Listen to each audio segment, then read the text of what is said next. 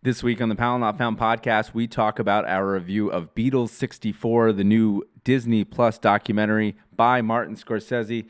Coming up next on the show, let's go. I'm gonna tell you a story about a girl who loves gin. A national pandemic seized her birthday celebration. Although she knew it was coming, we tried not to tell her.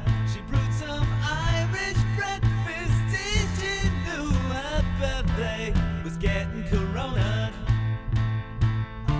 Hey, everybody, and welcome to episode 45 of the Powell Not Found podcast of the week of Friday, November 29th. I hope everyone had a nice Thanksgiving. Hope everyone's recovering from the turkey coma that they're currently in. I know that I had a lot of food, a lot of pie, and now it's going to be up to me for the next 3 weeks to figure out what can I do? Can I starve myself? Can I go on any kind of diets before the Christmas gauntlet begins? The food is never ending in these months, and the gym memberships have never been signed up for so fast in January, consequently because of our bad eating here on the holiday. But hopefully everyone's got had a great holiday. Hopefully everyone had family fights to the minimum, and everyone had a good time. Go ahead and remember to subscribe to the podcast. If you're listening here on YouTube, go to Apple Podcasts and rate and review the show. If you're listening on Apple Podcasts, go to the YouTube channel at Powell Not Found, and our Instagram and our TikTok and our Twitter. You'll find us all there, so go ahead and follow us there. We had quite a successful week talking about F1. I feel like the whole world is telling me why my views are wrong on some of this content, and it's kind of enjoyable and a little bit really interesting to kind of see interaction on Instagram just in general. I feel like that one was a platform that I'm not exactly heavily promoting, but to see it kind of have big numbers, relatively, of course, is really, really fun to see. So, but before long, let's get into it. I wanted to jump back in during this Thanksgiving break and talk a little bit about Beatles 64, the new movie by Martin Scorcese, which talks about the Beatles coming to America and the impact that they were making on everybody over here when they first arrived and played on the Ed Sullivan Show and played in the Washington Coliseum. We have been, I want to say the words blessed, with more Beatle content than possibly we can consume. Definitely more than when I was a kid. I remember trying to find the Magical Mystery Tour VHS tape, and that being a difficult thing to track down because it was just not in circulation at the time. And there was the anthology, in 1994, 1995, when the A Beatle C came out. But outside of that, those retrospective and outside of the 4 films that they made, which was Hard Day's Night, Help, Magical Mystery Tour, and Let It Be, Beatles content was not necessarily ubiquitous. It wasn't as free-flowing as it is right now. I mean, there was a time, and younger generations probably don't remember this, when the Beatles weren't even on Spotify, right? The Beatles weren't on any streaming service because they had not struck a deal yet. When the Beatles came to Apple Music, when the Beatles finally came to went to iPods and to streaming stuff, that was a big deal when their music became available on the iTunes store. Now we seem to get a yearly cadence of different things and different restorations of films like Let It Be, different kind of interview panels like 321 on Hulu with Paul McCartney. We have the 8 Days a Week by Ron Howard, and now we have Martin Scorsese's Beatles 64. And in a way, this one's kind of interesting. It takes a little bit of a different tact than some of the other ones because it focuses primarily on the moment of impact in America in 1964 when they played on the Ed Sullivan Show and they were touring. February 1964, which is 60 years ago at this point. And they show never seen footage. They show a lot of the footage that was being collected by, I believe his name is David Maisley on the film. And they intersplice it with talking heads from Paul McCartney, Ringo Starr, to Jack Douglas, who ended up being an engineer on the Imagine album. And they talk about what the Beatles meant to America at the time. Now, if you're a big Beatles fan, you probably know this story inside out. There's probably nothing that's in this documentary that's going to necessarily blow you away. But one of the great things that it does in the very beginning, and I think Martin Scorcese is just a good filmmaker like this, is that he sets the context of the environment up really, really, really well. Pre-Beatles, America was kind of reeling from the Kennedy assassination. Pre-Beatles, America was going kind of through it, right? I mean, Kennedy had just been assassinated. It was kind of a wartime. There was a lot of promise and hope that was happening with the space race that seemed to be dashed by the actions of one man, right? Britain was recovering from a post-World War II world. At the same time, there's a generational shift going on, right? Young kids finally had something to respond to in the 60s that maybe their parents' generation weren't allowed to or didn't have access to, right? Because there were bigger and, frankly, more historically changing things going on in the world. They talk about that in this documentary in depth. One of the interesting things is now this generation that's constantly seeing, that you're seeing on the screen right now, the young kids are now all older, right? Looking back at that generation saying, this was the difference between what my parents had and what we had and how we forged forward, right? The reason I use that terminology specifically is it's something that Paul McCartney said in that 321 Hulu documentary, is that they were always forging forward, right? There wasn't any opportunity to look in the past and be nostalgic because the nostalgia wasn't there, right?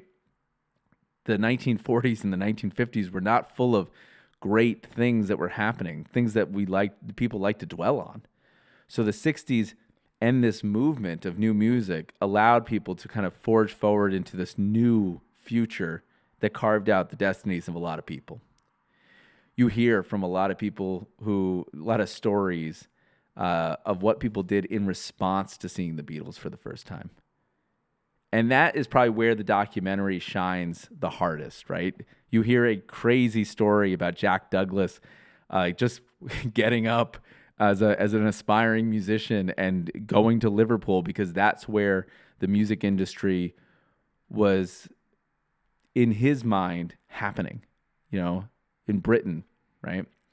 You hear similar stories even about Paul Simon, in the folk world, saying he went to London before he really got famous, and that's when his number one hit, "The Sound of Silence," went to number one after they kind of rearranged it, and he was sitting in London because that's where the music scene was in England. You hear stories about how people felt like emotionally they changed. And that's where it really resonated with me. Obviously, I'm not of the generation that saw the Beatles come through. I'm of a generation after that, right? Probably 2 generations after that. Being born late 80s, 90s, right? When I heard the Beatles for the first time, it felt like it changed my chemistry. And to hear that echoed in this documentary by so many people. One participant says in the documentary, one talking head says basically he felt like the light had gone on. That's so true.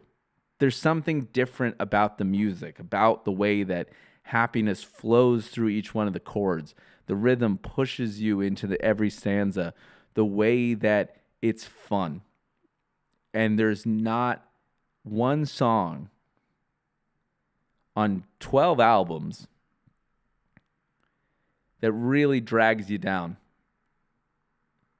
and puts you in a space where you're not constantly having fun. I think that's the magic of the Beatles. So you hear a lot of stories about the magic of the Beatles, about how it impacted them to do different things, right? Jack Douglas goes to Liverpool, ends up being an engineer on Imagine because of that trip, right? That's where the documentary really shines. It shines in its setup of giving you proper context of what's happening in the world, and it shines with those stories. As for the retelling of the Beatles, it's a story that's been told ad nauseum, right? Four guys from Liverpool, go work Liverpool, they go to Germany, they come back to England, then they go to America after they get representation, and things go crazy, right? It's a story that we haven't really seen happen and echoed again in society until like Taylor Swift's similar rise to fame. But it's something that basically seemed impossible happened, right? We've been told the story 1,000 times. Where it starts getting interesting is when they start showing you them getting, having fun with the media, but how intrusive the media is, even in their private time away from the stage, right? Because everyone wants a piece of them. Somebody cuts a piece of Ringo's hair, walking, to one car or walking to another, appointment, if you will. A radio disc jockey just ends up being in the hotel room doing interviews, even when they're just kind of clearly lounging around. They go to the Britain embassy in Washington, D.C., and you can see there's this generational divide between people, as Paul McCartney puts it, posh people and regular normal people. And they don't want to give them, and they're calling them names, and they're almost sneering at what ends up being a very big cultural shift in both British and the American world. But they're sneering at them because they don't understand them, right? That's where the documentary really gets good, because it shows you that even at the time, something that we've seen echoed in 1,000 different ways after the fact, you see people who don't understand it, and then you see their jump to criticize, and you see their jump to try to avoid it as much as possible without looking it in the eye and saying, no, this is here to stay. This is something that's happening. On the flip side, you see it gives, because you see all that stuff, because you see this element of the parents snickering and sneering and saying that this is going to corrupt their children, it gives more context and it gives a little bit more gravity to seeing these wailing girls and these kids having this like out of body experience when they're listening to the Beatles, right? It's like almost like a release of tension, if you will, right? It kind of paints two different pictures of one canvas. One very, very rigid and hoping that the world stays exactly the same, and another one having an out-of-body experience and just going with the wave of change. That is where I think the documentary really, really shines. And that's where I think that the Beatles were so important to lead it into this next generation, because look at all the stuff that they changed after the fact, right? If you take a look at the Beatles from 1964 to 1970, it almost looks like two different worlds that they've entered, both in America and in Britain. And what they led was not just a great musical movement, they led a cultural shift in thinking and expression. And that's what makes the Beatles so impactful to society. Has there ever been a moment in the span of 5 to 6 years that things looked so different, right? Well, I shouldn't say that, because whenever The Wheel came out, that was pretty impactful too.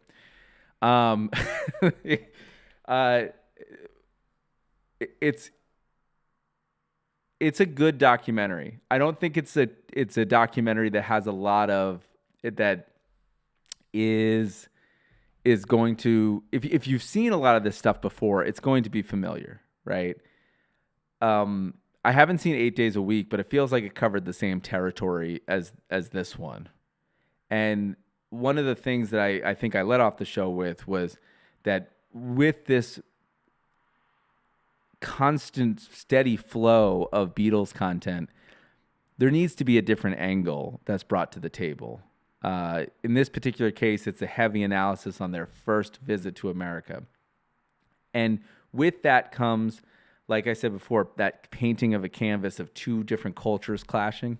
Also, it humanizes them quite a bit because there's so much extra footage of them lounging around. It did what Get Back did to Let It Be. This movie, Beatles 64, did to all those clips that you saw in newsreels, right? You couldn't get a real sense of what they were like hanging around in a hotel, why John is so funny, right? Why Ringo is so charismatic, why George seems so stoic when you see him in 2-minute clips playing music or answering one question. You got a sense of how normal they were, right? And how it seemed like, everybody wanted to kind of have a good time, right? And also it humanizes them too, realizing that there's 4 of them going through a very, very, very difficult time, because how do you deal with that much fame all at once? One of the great little moments in this documentary is the Beatles calling upon the Ronettes to get them to escape their asylum that they've been put in at the Plaza Hotel. And the Ronettes saying, yeah, we'll get you out of there. And they sneak him out and bring him to Harlem. And no one recognizes them, right? Even at that very, very beginning, there was this chase for anonymity that they wanted, right? They just wanted a beat to take for themselves because it was so intrusive. All this extra footage gives you that extra context that you want as Beatles fans, just to give you not to mention another Beatles album and endeavor, but every Beatle fan wants to be a fly on the wall, right? They want to see what it was like during the process. And that's where this documentary, that's where its strengths lie. It is not going to be as impactful as I think for musicians to watch it, like myself, to, as like something like 3-2-1, where you can see them actually kind of fiddling with the mixes. Get Back, long, right? But you really got a sense of what they were like at the end. There was so much of it that it was, I think you came away with different ideas and different thoughts and went, it paints them in a different light. In this particular thing, I think it just doesn't go deep enough in either direction to really be super impactful. There are moments, though, when, because I think it's held to the constraints of being in 1964, there's only so much where you can go, right? And it's held back, I think, sometimes by us as the viewers, knowing that there's so much more to this story past 1964, right? That the impact was just that. It's the origin of their time in America. But we know that they have so much more influence in the years to come. And what makes them more important is what they've consistently do. Kind of holds this film back, because you feel like you're revving up your engine, but you're never actually pushing the gas, right? With that said, though, it's a great documentary to watch. If you're a big Beatles fan, you're going to love it, right? If you haven't listened to the Beatles, right? If you don't like the Beatles, go listen to the soundtrack. So the track list is really an interesting. There's a lot of more songs in the actual movie that give you kind of context about what was happening around the time. But one of the things that I love about this soundtrack that accompanies the movie here is just how they kind of stack the cover of some of the things that they were covering, right? at the time, contextually, a lot of bands, right, didn't write their own stuff, right? They were covering other other writers' songs, right? It wasn't customary or expected at this time for a band to be writing their own things like the Beatles were. That's another reason why they're so influential. The track list goes, She Loves You, Please Please Me, I Want to Hold Your Hand, I've Been Good to You by the Miracles, right? Smokey Robinson and the Miracles. You Really Got a Hold on Me by the Miracles. And the Beatles version of You've Got a Hold on Me. Yesterday by the Miracles. Till There Was You. I Saw Her Standing There. Money, That's What I Want by Barrett Strong. Money by the Beatles. Another stacked cover. From Me to You, Long Tall Sally by Little Richard. Long Tall Sally by the Beatles. Baby It's You, Twist and Shout, which is a cover of the Isley Brothers version. They do not have the Isley Brothers version on here.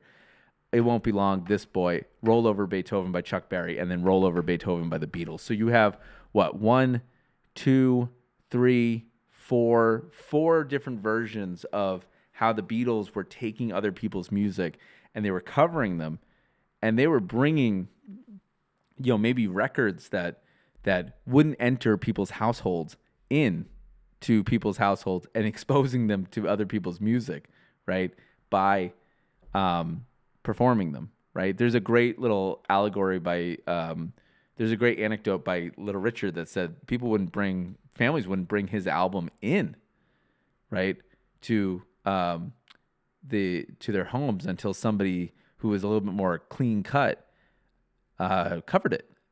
And he goes, honestly, the clean cut version of it is weak, right? Not enough Little Richard in it, right? It's a beautiful little moment in the documentary. So with that, it's getting a little bit long. So I do want to wrap up and say Beatles 64 is a great documentary. If you don't, it gives you more context to all the things that you've seen in the past from years on. It's not going to change your perspective at all. But if you don't know these stories, this is perfect for any casual Beatle fan that wants to know what their impact was like. And the restoration of the films is amazing. It makes you feel like you're there. Some of the interviews of the girls on the streets, I mean, it just look at it from a historical time capsule, if you will. It puts you on the streets of 1964 New York City. And for that alone, go watch it because it's wild. I was there for the 50th anniversary of the Beatles coming to America in 2014. I was in New York City, and what the Late Show did at the time, and I believe it was Colbert, could have been David Letterman at that point. I can't remember. They did the shift right around that time, and they covered the marquee in the old marquee of what the Ed Sullivan Theater looked like at the time 50 years ago, and then you see it in the footage. It's just there, right? Of all the people that are on that marquee, the Beatles, Georgia Brown, right? Just watch it for the historical footage. It's really cool. I mean, I like the fact that we're getting almost this historical record on paper, and through the eyes of the Beatles themselves, right? 20 years from now, we're not going to be able to make something like this because 20 years from now, the Beatles are not going to be around, right? Or the remaining Beatles are going to be around, not going to be around. So it's nice to hear it from their mouth to our ears, what the experience was like firsthand. So go watch Beatles 64. Again, this is on Disney Plus, directed by Martin Scorcese. I mean, it's the biggest departure from The Irishman you could possibly have. And that's going to do it for the show. I wanted to review this movie because it was coming out on Thanksgiving weekend. So I said, I'm not going to take a vacation. I'm going to record an episode. So hopefully you guys enjoy it, and do yourself a favor. Listen to some Beatles. They're the single greatest engine of happiness that the 20th century has ever seen. So if you don't like them, go take a listen. It's all free on Spotify, so you're going to be happier for that decision. And just like I said before, it changed my chemistry, so it's bound to change yours after listening to it as well. So, again, that will be it for the Powell Not Found podcast. Go ahead and subscribe to the show. Listen to the show. The music that you're listening to right now, the intro and the outro music, you better believe it was influenced by the Beatles. What do you think I'm trying to sound like? I'm trying to sound like John Lennon. So, good Lord, their influence is so immense. So, go check out the movie on Disney+. Thank you. Subscribe, review, positive comments only. You know who you are. And we'll see you guys next week on the Powell Not Found podcast. Goodbye. Have a good Thanksgiving weekend. We'll see you next week. Goodbye, goodbye, goodbye. Now she's part of the plot, but there's no contagion or disease that'll stop us from singing today. One too many lonely days till we can see you again. She tries to shake it off. She's losing track of the